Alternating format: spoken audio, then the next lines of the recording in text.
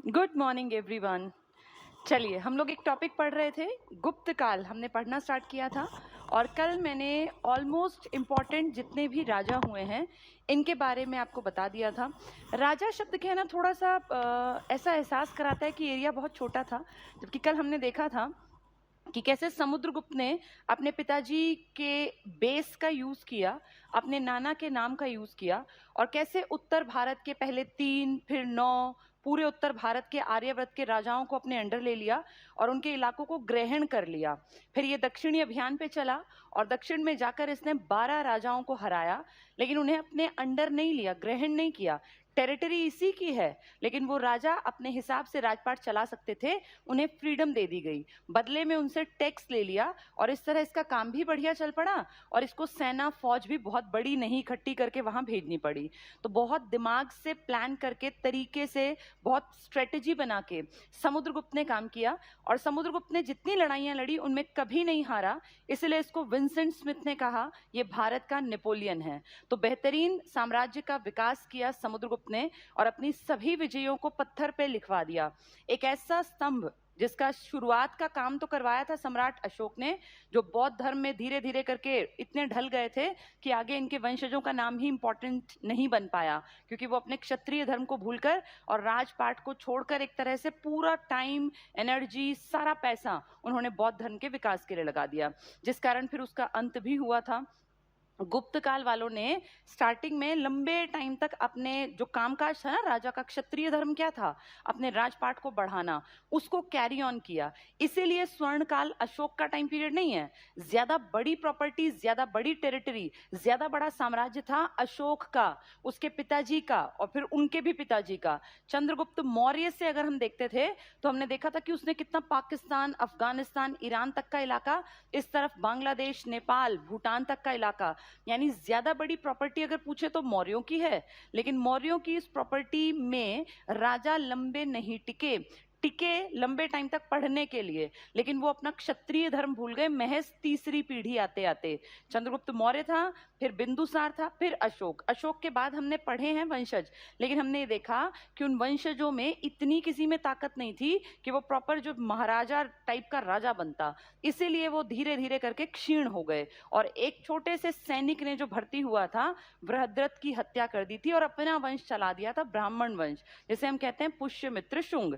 मौर्यों के टाइम में क्या हुआ, ये धीरे धीरे धीरे करके विकास करते गए, ये एकदम से तीसरी पीढ़ी में पीछे नहीं हटे। इनके तो बाप दादाओं ने कम विकास किया और अगली पीढ़ी ने ज्यादा, इसलिए देखो इनकी ग्रोथ इतनी हुई। टेरिटरी गिनने में कम है, एरिया, क्षेत्रफल कम है, लेकिन इनके पास स्ट्रेटजी के कारण, दिमाग बुद्धि का यूज करने के कारण इनके टाइम को बेस्ट टाइम कहा जाता है। ये स्वर्ण काल है, गोल्डन पीरियड ऑफ, अगर कहें एंशिएंट एरा, तो आप टिक करके आएंगे गुप्त काल। और गुप्त काल में एक से एक तेज दिमाग साइंटिस्ट, एक से एक तेज दिमाग मैथमेटिशियन, या कोई लिटरेचर लिखने वाला, कोई शब्दकोश लिखने वाला, कोई चित्रकला करने वाला, मतलब अपने टाइम के बेस्ट, जिसे हम कह सकते हैं आर्ट एंड कल्चर में, वो लोग थे इस काल में। तो ये अपने टाइम का बेस्ट काल था।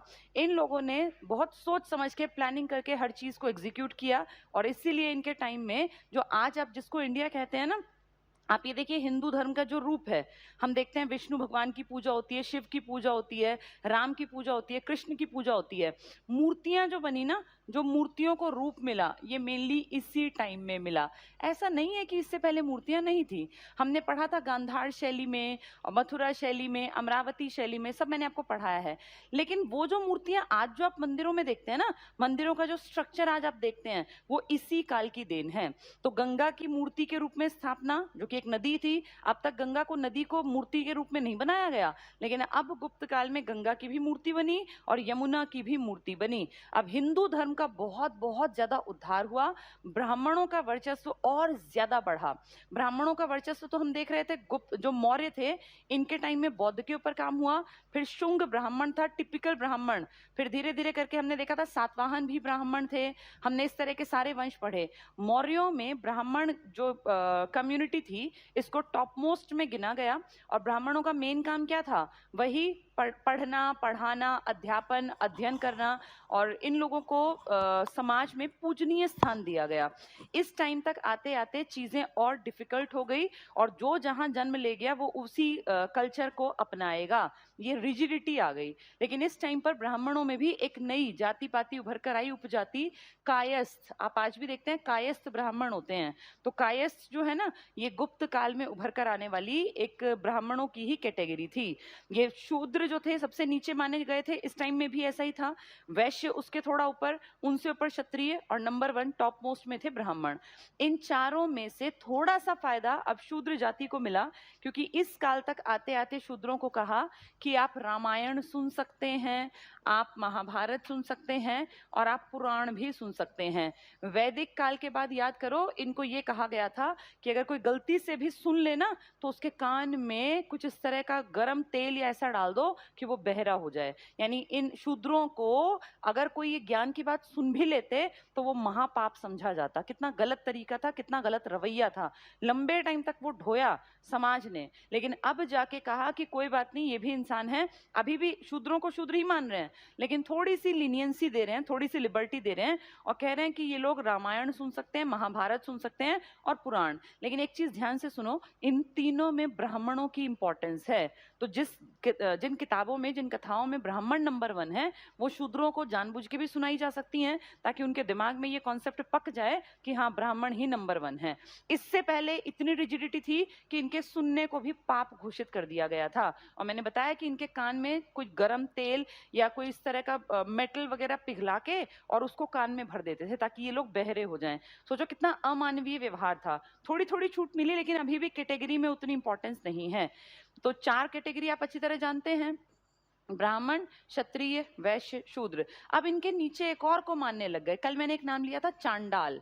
चांडाल याद करो, चांडाल वो लोग थे जिनके बारे में वो बाहर से विदेशी चीनी यात्री आया था ना, पैदल पैदल, क्या नाम था उसका? फाहियान, फोकोकी उसकी किताब का नाम था। उसने लिखा, वो कब से कब तक रहा था इंडिया में? 399 399 एडी में और 412 तक, यानी लगभग 13-14 साल उस आदमी ने यहाँ काटे। वो पूरा इंडिया घूमा, फिर वो पेशावर, पाकिस्तान, तक्षशिला, अफगानिस्तान तक गया, क्योंकि महात्मा बुद्ध के बारे में वो जानकारी इकट्ठी कर रहा था। और फिर वापस घूमते घूमते पंजाब, और फिर वापसी का रास्ता मध्य देश तक आया। उसने इंडिया को बहुत सुंदर बताया और कहा कि यहाँ रिच लोग रहते हैं, ये पूरी सभ्यता बहुत रिच है, और इन लोगों के पास खूब धन धान्य भरे पड़े हैं, इनके घर भरे पड़े हैं, यहाँ चोरी ना के बराबर है, और लोग बिल्कुल आजाद हैं, मुक्त हैं, बहुत अच्छी व्यवस्था है, लोगों का रहना खाना पीना, जैसे एक रिच कल्चर, रिच कंट्री जिसे कहते हैं। और लिखा ये ब्राह्मणों का देश है। यहाँ 95% जो लोग हैं ना, वो एक तरह से ब्राह्मण कम्युनिटी की तरफ झुके हुए हैं। सारे ब्राह्मण नहीं है, लेकिन उनका झुकाव है, वो मन से इज्जत करते हैं। तो नंबर 1 मैंने बता ही दिया। समाज में चीजें खराब थी ना, तो भी इतनी खराब नहीं थी। एग्जाम्पल आपको दिया मैंने, शूद्रों को भी इतना अधिकार दे दिया कि वो लोग रामायण, महाभारत और ये पुराण सुन सकते हैं। मैं ये नहीं कह रही हूँ कि बहुत बड़ी बात कर दी, लेकिन फिर भी पहले वालों से तो सुधर गए ना, पहले वाले तो और खराब थे। तो इसलिए कहते हैं कि सबका विकास हुआ। महिलाओं की स्थिति भी ठीक ठाक थी, क्योंकि सती प्रथा अभी नहीं थी। तो ब्राह्मणों के वर्चस्व के समाज में महिलाओं की स्थिति भी ठीक ठाक सी है, बहुत अच्छी तो नहीं है, और शूद्रों की स्थिति भी पहले से सुधरी है। अब सब कुछ ठीक ठाक चल रहा है, इसीलिए इसको स्वर्ण काल कहा जाता है। ये सब हमें बताती है एक किताब जिसका नाम है फोकुकी या फोकोकी। किसने लिखी है? फाहियान ने। किसके टाइम में आया है? चंद्रगुप्त सेकंड के टाइम में, जो महान सम्राट है। तो कल हम लोगों ने चंद्रगुप्त सेकंड तक का टाइम पढ़ लिया था। कुमारगुप्त मैंने बता दिया था कैसे इसका बेटा है चंद्रगुप्त सेकंड का, और ध्रुव देवी का। ध्रुव देवी जो पहले रामगुप्त की पत्नी थी, और फिर धीरे धीरे करके कुमारगुप्त ने अपने पिताजी की प्रॉपर्टी जो थी उसको अच्छा, चंडाल का एक पॉइंट रह गया। चांडालों की स्थिति सबसे निम्न थी, सबसे नीचे। इनको शूद्रों से भी नीचे का दर्जा दिया गया था। और ये भी लिखता है फाहियान तो कि चांडाल जो थे वो समाज से बहिष्कृत थे, और इन्हें समाज की बस्तियों में नहीं रहने दिया जाता था, ये समाज से कहीं बाहर पड़े रहते थे। तो सबसे निम्न स्थिति अगर पूछे तो शूद्रों की नहीं है। शूद्रों से भी नीचे कौन गिने गए थे? चांडाल।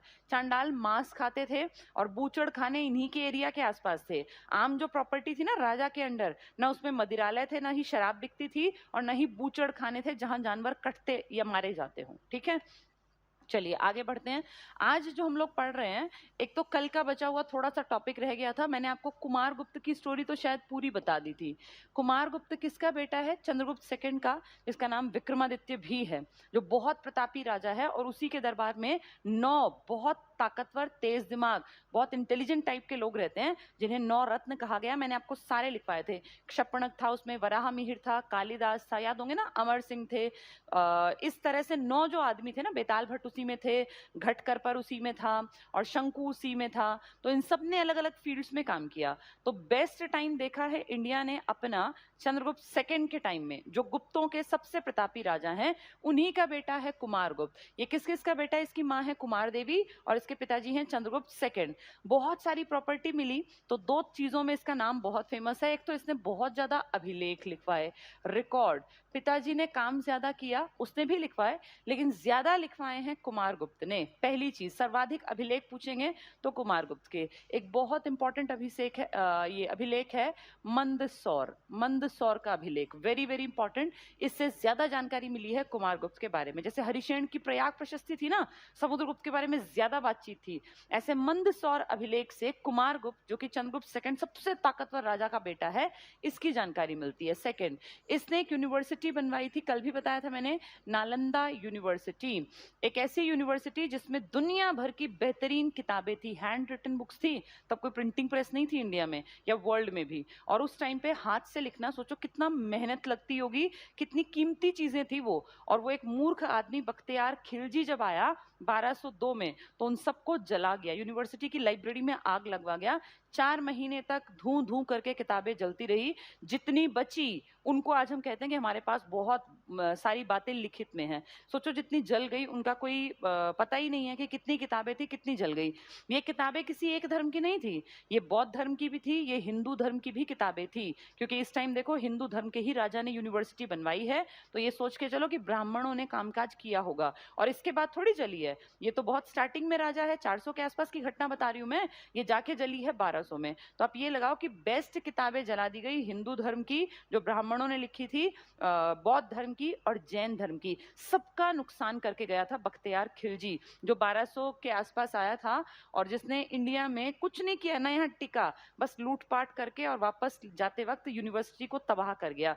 इस नालंदा को भी, और एक इसी के पास थी विक्रमशिला, इसको भी, इसको जला भी गया था। यहाँ मैंने बताया था इस राजा ने एक जल घड़ी लगवाई थी। तो ये मान लो कि बहुत बेस्ट टाइम था। कुमार गुप्त का नाम अभिलेखों के साथ याद रखना है, और नालंदा यूनिवर्सिटी के साथ, ठीक है। इसको शौक था सिक्के बनाने का, तो इसने, सभी राजा बनवाते थे। इसके जो सिक्के हैं ना, इस पे कार्तिकेय की फोटो है। मैंने कल भी ये बात बताई थी। कार्तिकेय किसके हैं? कार्तिकेय भगवान, पार्वती और शिव के 2 बेटे थे। एक गणेश, जिनका की वाहन मूषक था, चूहा था, और इनका वाहन था मोर। तो कार्तिकेय भगवान की जहां फोटो है ना, वहीं पर मयूर का भी अंकन है। इसीलिए कह देते हैं कुमार गुप्त ने मयूर शैली के सिक्के चलाए। पेपर में आ जाएगा, मयूर शैली के सिक्के किसने चलाए। रट्टा मारोगे भूलोगे। इस चीज को दिमाग में बैठा लो कि ये कार्तिकेय भगवान की पूजा करता होगा, इसलिए उसने उनके सिक्के चलाए। और उनका वाहन है मयूर, तो मोर के सिक्के या मयूर शैली के सिक्के किसने चलाए हैं? कार्तिकेय ने। नालंदा यूनिवर्सिटी, सर्वाधिक अभिलेख। कुमार गुप्त के बाद अगला राजा जो बना वो है स्कंदगुप्त। स्कंदगुप्त ये लास्ट बड़ा राजा है। इसके बाद राजा ढेर आए, लेकिन वो काम ज्यादा नहीं कर पाए। महज 12 साल का राजा था। अंतिम महान शासक या अंतिम प्रतापी शासक है स्कंदगुप्त। स से स्कंदगुप्त है। इसने स से एक झील के ऊपर काम किया, सुदर्शन झील। और आपको ये झील याद होगी, सुदर्शन झील 4 आदमियों के साथ याद रखनी है। एक दादा, एक पोता, एक शक और एक गुप्त। दादा पोता कौन? चंद्रगुप्त मौर्य, उनका पोता अशोक। और शक की बात आए तो हमेशा रुद्रदामन का नाम याद रखना है, जिसने वो देखो गिरनार जूनागढ़ अभिलेख संस्कृत का लिखवाया था। शकों की शाखा गुजरात के आसपास थी ना, कल पूरा किस्सा बताया था। इसी स्कंदगुप्त से सुदर्शन भी याद कर लेना। तो सुदर्शन के 4 नाम कौन कौन है? दादा, पोता, शक और गुप्तों में स्कंदगुप्त। स इसका सबसे बड़ा पॉइंट यही है। दूसरा पॉइंट, इसके टाइम में धीरे धीरे आसपास की जो बर्बर जातियां थी विदेशी, ये एक्टिव हो गई और ये इंडिया पे अटैक करने का प्लान करने लग गई। और इसी दौर में हमारे ऊपर, हमारे देश के ऊपर हूण जाति का आक्रमण हुआ। जैसे पहले शक, ये हमारे ऊपर आक्रमण ही तो करते थे, यूची कबीले के कुषाण थे चाहे शक थे। अब आक्रमण हुआ है, वो सब आपने पढ़ा था मौर्यों के बाद। अब मौर्यों के रहते रहते विदेशी जाति आ गई हूण।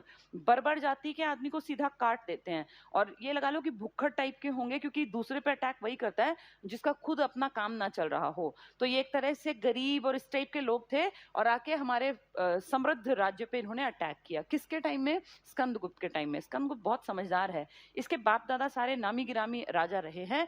इसने हूणों को पराजित किया। पराजय एक दिन में नहीं होती, अगले मारने के टारगेट से आ रहे हैं तो इसको कुछ महीने लगते हैं। तो जब हूणों का आक्रमण हुआ ना, तो ये कॉन्शियस था, और इसको लगा कहीं ऐसा ना हो कि भाई हमारा पूरा आधिपत्य सब कुछ खत्म हो जाए। कुछ भी हो सकता है ना, आदमी को बुरा भी सोच के चलना चाहिए। तो इसने उनके आक्रमण को एक पत्थर पे लिखवा दिया, एक पत्थर पे, चट्टान पे, कि ऐसे ऐसे हमारे समृद्ध राज्य में हूणों ने आक्रमण कर दिया। बस इतना लिख पाया, क्या हुआ क्या नहीं हुआ ये नहीं लिख पाया, सिर्फ इनके आक्रमण की जानकारी दी गई है एक चट्टान पर। इसके बाद इस युद्ध में हूण जो थे वो पराजित हो गए, और कौन जीत गया? स्कंदगुप्त की जीत हुई, यानी गुप्त की जीत हुई। इस जीत को फिर एक और पत्थर पे लिखवाया गया, जूनागढ़ में। जूनागढ़ आप समझ गए ना, शकों वाला इलाका, गुजरात के आसपास वाला। तो गुजरात राजस्थान में ही शकों की ज्यादा थी इंपॉर्टेंस। तो जीत गए, ये बाहर के अभिलेख पे लिखवाया, और जो आक्रमण हुआ था ये अंदर के अभिलेख पे, भीतर अभिलेख पे, भीतरी अभिलेख लिख देते हैं इसको। भीतर गांव है, भीतरी अभिलेख या भीतर अभिलेख। और जो बाहर लिखवाया है जीत का, वो है जूनागढ़ अभिलेख। ना याद रहे तो जीत का वर्णन किसमें है? जूनागढ़ में। और अंदर लिखवाया है कि भाई अटैक, वकल को मर जाए, कोई दिक्कत हो जाए, पता तो चल जाए अगली पीढ़ियों को कि ऐसे प्रतापी राजा थे, विदेशी आए और तब इनका खात्मा कर गए, वरना ये बहुत ताकतवर थे। तो जो आक्रमण की बात है वो भीतरी अभिलेख में है, और जो जीत की बात है ये जूनागढ़। एक बार अटैक करके इनको बुरी तरह परास्त किया, भाग गए, लेकिन फिर बेशर्म थे, दोबारा आ गए। अब दोबारा आ गए तो दोबारा भगाने पड़े। लेकिन अब कॉन्शियस होके स्कंदगुप्त ने तीसरा बड़ा स्टेप एक जो लिया, अपनी राजधानी का परिवर्तन कर लिया, राजधानी उठा के ले गया। मैंने क्या बताया था, जब तक मैं राजधानी का जिक्र ना करूं, सबकी राजधानी पाटलिपुत्र है।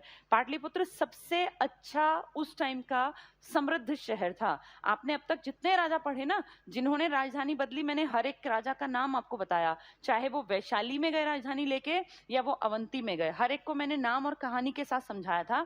उसके बाद जब नहीं बताया ना, तो ये ऑटोमेटिक है कि उन सबकी राजधानी पाटलिपुत्र थी, इसलिए पूछने की बात ही नहीं है। कहेंगे गुप्तों की राजधानी तो पाटलिपुत्र टिक करना, ठीक है। मौर्यों की राजधानी भी पाटलिपुत्र थी, पहले वो राजगृह में, सारी कहानियां आपको मैंने बता रखी है। अब राजधानी बदलेगी, हूणों का आक्रमण लगातार हो रहा है, और ये टारगेट कर रहे हैं कि राजधानी पे अटैक करें। तो अगला आदमी अपने कॉन्शियस होकर अपनी राजधानी को उठा के बदल लेगा। ये अपनी राजधानी कहां ले जाएंगे? अयोध्या। और आप अच्छी तरह जानते हैं अयोध्या आज भी हिंदू धर्म का एक इंपॉर्टेंट स्थल है। चाहे मंदिर की बात कर ले या कितनी ही कहानियों की बात कर ले, हिस्ट्री में अयोध्या का नाम हमेशा हिंदू धर्म से, भाई भगवान राम से जोड़ा जाता है। राम भी तो विष्णु का ही 10 अवतारों में से एक थे, चाहे कृष्ण थे चाहे राम थे। तो अपनी राजधानी उठा के कहां ले गए? अयोध्या। इनके पूर्वज सारे, जो पुरानी जितनी इतिहास में कहानियां सुनी, उन सब की राजधानी क्या थी? पाटलिपुत्र। अगर वो इंडिया पे राज कर रहे थे, अगर वो इंडिया पे नहीं राज कर रहे थे, जैसे कनिष्क था, वो प्रॉपर इंडिया का राजा थोड़ी था, तो उसकी राजधानी देखो पेशावर थी। फिर उत्तर की तरफ देखे तो मथुरा थी। तो जिस तरह का राजा होगा, जैसे सातवाहनों की पैठन थी या प्रतिष्ठान थी, भाई छोटे राजा छोटी राजधानी बनाएंगे अपनी टेरिटरी में। जो इंडिया के राजा थे उन सब ने राजधानी क्या बनाई थी? पाटलिपुत्र। आज का पाटलिपुत्र मतलब मगध का इलाका कहे अगर पुराना, तो आज का आपका पटना, बिहार का इलाका, ठीक है। तो जैसे ही आए स्कंदगुप्त, तो याद रखना, स से सुदर्शन झील, हूणों ने आक्रमण किया 2 बार, राजधानी पलट ली इसने, और राजधानी उठा के कहां ले गया? अयोध्या। इसमें एक खास बात, जैसे इससे पिछला कौन था? कुमारगुप्त। कुमारगुप्त ने सिक्के पे क्या बनवाया था? कार्तिकेय भगवान, यानी शिव में उसकी आस्था थी। इसने अपने सिक्के पर जो बनवाया, वो बनवाया है वृषभ। वृषभ का मतलब होता है बैल या सांड, और कौन सा बैल है ये? नंदी बैल। तो इससे ये समझ जाओ कि इनकी शैव भक्ति में आस्था प्रकट होती है। ये आपको याद रखने हैं। मयूर शैली के सिक्के किसके थे? मोर वाले, कार्तिकेय वाले, जो इनसे पहले थे कुमारगुप्त। कहेंगे वृषभ की आकृति या बैल की आकृति या नंदी बैल या शैव धर्म में आस्था का प्रतीक किसके सिक्के हैं? तो स्कंदगुप्त थे। तो स्कंदगुप्त जो है इसका शैव धर्म में इंटरेस्ट था, शिवजी की खास शाखा में। इसके सिक्कों पर बैल या नंदी या वृषभ दिखा। जो इससे पिछला था उसने कार्तिकेय या मयूर की शैली, एग्जाम में आएगा, मयूर शैली के सिक्के या बैल आकृति के सिक्के या नंदी बैल के या शैव में आस्था के, तो ये आपको याद रखने हैं। याद होगा ना, एक ने अपने माँ बाप के चित्र भी बनवाए थे। कौन थे वो माँ बाप? चंद्रगुप्त फर्स्ट था वो, और उसकी पत्नी थी जिसका कि बहुत बड़ा नाम था। क्या नाम था? कुमार देवी। लिच्छवियों की बेटी थी ना, वो किसने करवाया था? समुद्रगुप्त ने। समुद्रगुप्त के सिक्के पे याद है एक वीणा बजाते हुए दिखाया था, कविराज नाम से कविताएं लिखता था। एक स्तंभ पे पक्षी गरुड़ बैठा हुआ था। गरुड़ किसका वाहन है? विष्णु का। तो इससे दिमाग में ये बैठा लो कि गुप्तों का बहुत ज्यादा झुकाव था ब्राह्मण धर्म की तरफ, हिंदू धर्म की तरफ। ये शिवजी की भक्ति करते थे, ये विष्णु भगवान की भक्ति करते थे। एग्जाम्पल सिक्कों में छिपा बैठा है। अगर पूछेंगे कार्तिकेय के सिक्के, तो टिक करके आना है कुमारगुप्त। क याद कर लो, कार्तिकेय कुमारगुप्त। कार्तिकेय जो भगवान शिव का बेटा है, उसका वाहन क्या है? मयूर शैली। तो मयूर शैली के सिक्के चल गए। यहाँ देखेंगे तो बैल के, नंदी के, वृषभ के। और अगर देखेंगे गरुड़ वाले, तो स्तंभ पे गरुड़ किसका था? वो बहुत बड़ा राजा था, समुद्रगुप्त। ठीक है, तो ये मेन राजा थे। इसके बाद धीरे धीरे धीरे करके इनके राजपाट को संभालने वाले आए, लेकिन उतने ताकतवर नहीं थे कि उनका नाम इतिहास में ज्यादा बड़े अक्षरों में लिखा जाए। इसीलिए इनका उत्तर जो ये थे ना गुप्त काल, इनके कमजोर कमजोर पीढ़ी पीढ़ी पीढ़ी नॉर्मल है। एक पीढ़ी पहले पूरी ग्रोथ कर गई। देखो हमने कितने नाम पढ़े। श्रीगुप्त की कोशिश थी, घटोत्कच ने भी कोशिश की, जो बहुत कामयाब तो नहीं हुए, लेकिन एक बेस बना गए। 80 साल का, 40 साल उसका, 40 साल उसका। इसका फायदा इनके बेटे को मिला, जिसने प्रॉपर्टी बढ़ाई। उसने शादी की लिच्छवियों की बेटी से, और उसको प्रॉपर्टी दहेज में मिल गई। ये था चंद्रगुप्त फर्स्ट। इसके बाद इसका बेटा आया समुद्रगुप्त, जिसने अपने पिताजी के नाम का, अपने नाना के नाम का प्रॉपर यूज किया, और कैसे उत्तर और दक्षिण भारत की टेरिटरी में छा गया। इसने कितनी विजय की, इसको ही तो नेपोलियन कहा जाता है। और इसके बाद पांचवा राजा आया, इसका जो बेटा था, जिसका नाम था दादा के नाम जैसा, चंद्रगुप्त सेकेंड। इसका टाइम गोल्डन टाइम है। 9 बेस्ट आदमी उसके दरबार में थे। उस टाइम में सब चीजें बहुत सिस्टमैटिक थी। सोने की बहुत ज्यादा मुद्राएं चली। दिनार मैंने आपको बताया था। अगर पण पूछेंगे तो मौर्यों के टाइम में, दिनार कहेंगे तो, कौड़ी कहेंगे तो इनके टाइम में। सबसे ज्यादा मुद्राएं जो मिली है ना, वो इसी टाइम की मिली हैं। 623 गोल्ड के, प्योर गोल्ड के। वैसे प्योरेस्ट गोल्ड कहें तो कनिष्कों का नाम लेना। कनिष्क मतलब कुषाणों का। अगर कहें हिंद यवन, तो पहली मुद्रा इंट्रोड्यूस की। प्योरेस्ट गोल्ड कहेंगे तो कुषाण आएंगे। और कहेंगे सबसे ज्यादा बड़ी मात्रा में गोल्ड की मुद्राएं, तो इनका टाइम आएगा, गुप्तों का। ठीक है, ये धीरे धीरे करके कमजोर होते गए, और फाइनली जाके एक ऐसा टाइम आया जब इनके समाज में भी कहीं ना कहीं, देखो समाज नीचे आएगा ना, तो मान लेना कि पतन होगा ही होगा। तो राजाओं का पतन भी समाज से दिख जाता है। अब इनका एक टाइम ऐसा आया, 510 ईस्वी की बात कर रही हूं। एक अभिलेख है, ऐरण अभिलेख। इस अभिलेख में लिखित में जो ये सती प्रथा है ना, इसका वर्णन है। अभी मैंने कहा था महिलाओं की स्थिति ठीक ठाक थी, लेकिन अब सती प्रथा का वर्णन लिखित में आ गया। तो इससे समझ जाओ कि महिलाओं की स्थिति बहुत नीचे गिर गई। और जब जब समाज में किसी एक या दो खास की स्थिति गिरेगी, तो समाज का पतन होगा ही होगा, चाहे वो शूद्र रहें, चाहे वो महिलाएं रहें। तो सती प्रथा का वर्णन लिखित में आ गया। तो लिखित में कौन से अभिलेख में आया? ऐरण अभिलेख में, 510 ईस्वी में। और धीरे, ये भानुगुप्त, कोई छोटा राजा था भानुगुप्त, इसके टाइम में ऐसा हुआ। ऐसा क्यों हुआ कि एक औरत जला दी गई पति के साथ, या अपनी मर्जी से जल गई? तो लिखित में है, क्योंकि जिसकी ये पत्नी थी ना, जिसको ये जलाया गया है, अपनी मर्जी से जली होगी, ये भानुगुप्त के दोस्त की पत्नी थी। तो राजा के दोस्त की पत्नी जब सती हुई, तो वो लिखित में लिख दिया गया। ऐसे तो हजारों सती होती होंगी, लेकिन लिखेगा कौन? तो इस राजा के दोस्त की पत्नी थी जो सती हुई थी, तो उसको पत्थर पे लिख दिया गया। ये सती प्रथा का लिखित में पहला साक्ष्य है। क्या पता इससे 100 साल पहले से सती होती हो, हमें तो लिखित 510 का मिलता है ना, ऐरण अभिलेख। इससे धीरे धीरे दिखा कि समाज का पतन स्टार्ट हो गया और फाइनली आते आते आते ये खत्म हो गए। फिर दोबारा से बाहर से अटैक होंगे, फिर दोबारा इंडियन राजा पनपेंगे और गुप्तों का काल समाप्त होके गुप्तोत्तर काल आएगा। और फिर धीरे धीरे जैसे हर्षवर्धन जैसे राजा, जयचंद जैसे राजा या पृथ्वीराज चौहान जैसे राजा, इनको पढ़ेंगे। मौखरी वंश था, ये इस तरह के जितने वंश थे, और इसके साथ एंड हो जाता है फिर इंडिया के एंशिएंट पीरियड का। मौर्य पूरे पढ़े थे हमने, मौर्योत्तर पढ़ा हमने, गुप्त पढ़े हैं। अब इसके बाद गुप्तोत्तर अगला टॉपिक रहेगा, पर गुप्तों के ऊपर अभी बहुत सारी चीजें आपको और जाननी है जिनको मैंने पॉइंट्स के फॉर्म में पहले लिख दिया। ये आपके नोट्स बनेंगे। गुप्त काल, गुप्त काल के 2 राजा मैंने अभी रिटन में पढ़ाए नहीं है, उनके नोट्स आपके रहते हैं। इसके बाद में वो नोट्स निकाल के उनको जो 2 रह गए ना, कुमारगुप्त और स्कंदगुप्त, वो कल की फाइल में है, इसके बाद वो निकाल के पढ़ा दूंगी। नोट्स बनाओ तो पहले कुमारगुप्त और स्कंदगुप्त का लिखना, जो मैं लास्ट में कराऊंगी, फिर ये लिखना, ठीक है? ऐसा ना हो खिचड़ी पका दो। कल हमने चंद्रगुप्त सेकंड तक का टॉपिक कर लिया था, 2 राजा और लिखने हैं, इसके बाद कुमारगुप्त और स्कंदगुप्त, जिनकी कहानी मैंने बता दी। इस नोट्स को पढ़ा के फिर वो फाइल में निकलवा लूंगी, उसमें से उन दोनों को पढ़ लेंगे, ठीक है? तो नोट्स में आप पहले वो लिखेंगे, फिर ये लिखेंगे। उनको लिखने के बाद तो गुप्त काल में सभ्यता और संस्कृति, कला और साहित्य, किसी भी राजा की इंपॉर्टेंस इससे भी दिखाई देती है कि उसके टाइम में कैसा आर्ट है, कैसा कल्चर है, क्या लोग खाते हैं, क्या पहनते हैं, समाज का रहन सहन कैसा है, बातचीत कैसी है। इससे भी राजा की, अब जैसे आज देखें, आज भारत की हालत कैसी है, कितने लोग बेरोजगार हैं, कितने लोग गरीब हैं, कितने लोग दुखी हैं, इससे राजा की स्थिति का अंदाजा लगता है।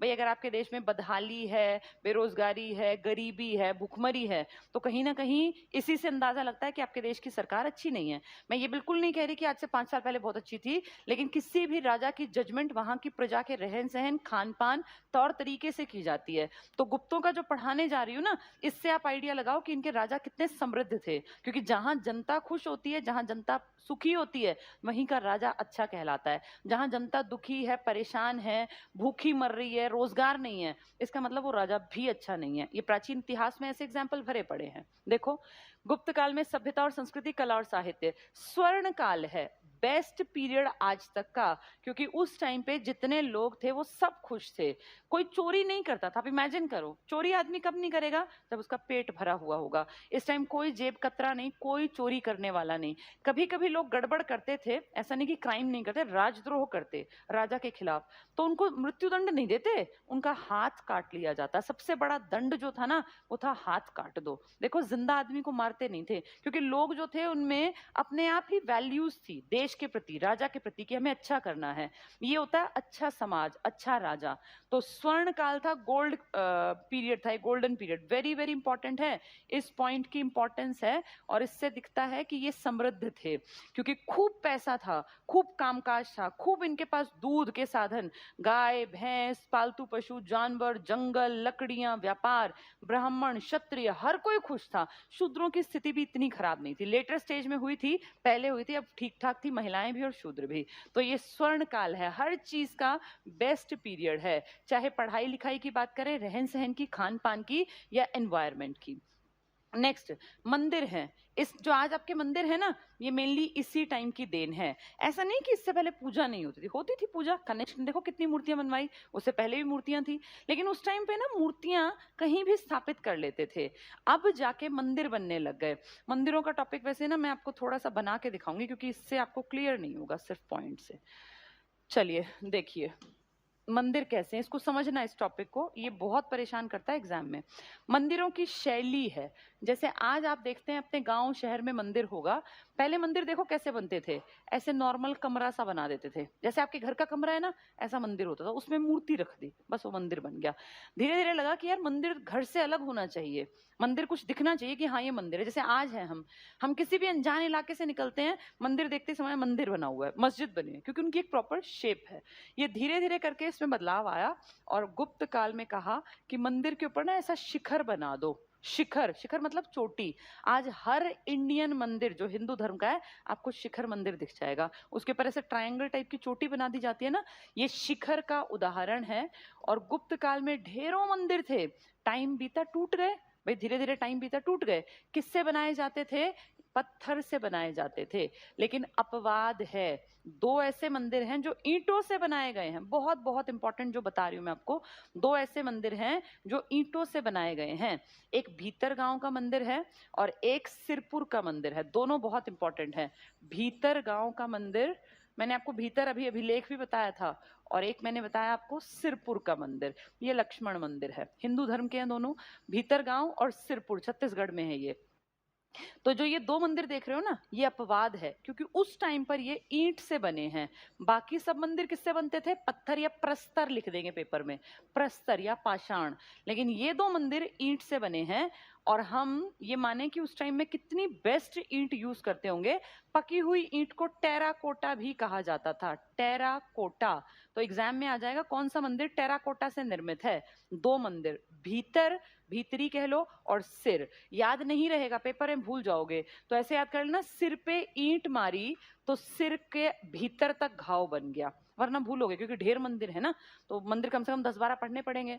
तो ईंट से याद कर लेना, सिर पे भीतर तक ईंट मारी तो सिरपुर का मंदिर। और एक भीतरी गांव, किससे बने हैं ये? ईंट से। ईंट को, पक्की ईंट को क्या कहते हैं? टेराकोटा। बाकी सारे किससे बने हैं? पत्थर से। मंदिर की खासियत क्या बताई? शिखर। शिखर उस टाइम हर मंदिर में धीरे धीरे करके बनने लग गया था। अब मैं कुछ खास नाम लिख रही हूं, उनको ध्यान से सुनो। एक मंदिर है दशावतार, 10 अवतार। 10 अवतार किसके अवतार है ये? भगवान विष्णु के 10 अवतार हैं। इसके ऊपर ये मंदिर है। इस मंदिर में शिव जी की, कृष्ण की, विष्णु की अलग अलग मूर्तियां हैं। और ये उस गुप्त काल का बेस्ट मंदिर है, आज तक खड़ा है। बहुत सारे टूटे, हजारों मंदिर बनवाए थे, हजारों टूट गए, लेकिन ये मंदिर आज तक टिका हुआ है। दशावतार मंदिर कहाँ है ये? देवगढ़ में है, झांसी में। तो द से दशावतार, ये जहां पर है उसका नाम है देवगढ़, और ये पड़ेगा आपकी झांसी। आप अच्छी तरह जानते हैं झांसी यूपी के बिल्कुल बॉर्डर पर है। एमपी, कई लोग गलती से एमपी टिक कर देते हैं, एमपी में नहीं है यूपी में, लेकिन बिल्कुल बॉर्डर पर, कोने पर दिखेगा। तो सबसे पुराना मंदिर जो आज तक ठीक ठाक है, गुप्तों का सबसे सुंदर मंदिर हुआ करता था दशावतार मंदिर। तो दशावतार मंदिर में 10 अवतार हैं। किसके? विष्णु भगवान के। अगले हिंदू धर्म में आस्था दिखा रहे हैं। ये लेटर स्टेज में बना था गुप्तों में। तो देवगढ़, झांसी, यूपी में दशावतार मंदिर याद रखना, एक भीतर गांव का मंदिर याद रखना, एक सिरपुर का मंदिर याद रखना, ठीक है। ये दो किससे बने हैं? ईंट से। ये किससे बना है? पत्थर से। सारे मंदिर किससे बनते थे? पत्थर से, लेकिन कुछ मैंने एग्जाम्पल दिए जो ईंट के भी हैं, ठीक है। चलिए अब पढ़ना शुरू करते हैं। स्वर्णकाल है, मंदिरों पे वापस आते हैं। तो मंदिर में कौन सा मंदिर बताया? दशावतार मंदिर, 10 अवतार। किस भगवान के? विष्णु। तो विष्णु का ही तो देखो गरुड़ स्तंभ भी था, विष्णु के तो एग्जाम्पल कई हिस्ट्री में है ही। दशावतार मंदिर है, 10 अवतार। कहाँ है? देवगढ़ में, झांसी यूपी में। भीतर गांव, ये दूसरा मंदिर है, ये पहला, ये तीसरा। भीतर गांव मंदिर, भीतर ईंट, सिर, भीतर ईंट, 3 याद किया था ना। तो भीतर गांव मंदिर कानपुर में है, यूपी में। और सिरपुर का मंदिर है छत्तीसगढ़ में। क्या खास है इन दोनों में? ये दोनों ईंट से बने हैं। देवगढ़ किससे बना है? पत्थर से। सारे मंदिर किससे बनते थे? पत्थर से। नेक्स्ट देखो, शिखर युक्त मंदिर बनने लग गए। शिखर बताया ना मैंने, ऐसे ऊपर चोटी टाइप का। आप इमेजिन करो, इस टाइम कोई क्रेन नहीं थी, इनके पास कोई साधन नहीं था, ये कैसे ऊपर, इतनी ऊपर तक ले जाते होंगे भारी भरकम पत्थर को या ईंटों को, कैसे ढोते होंगे? कोई सीढ़ियां थोड़ी थी आज की तरह की, क्रेन लगाई और चढ़ गए। तो ये अपने आप में दिखाता है कि आर्किटेक्चर कितना बेस्ट रहा होगा, कि चोटी में ले जाके पत्थर रख के आना, ये बहुत टफ काम रहा होगा।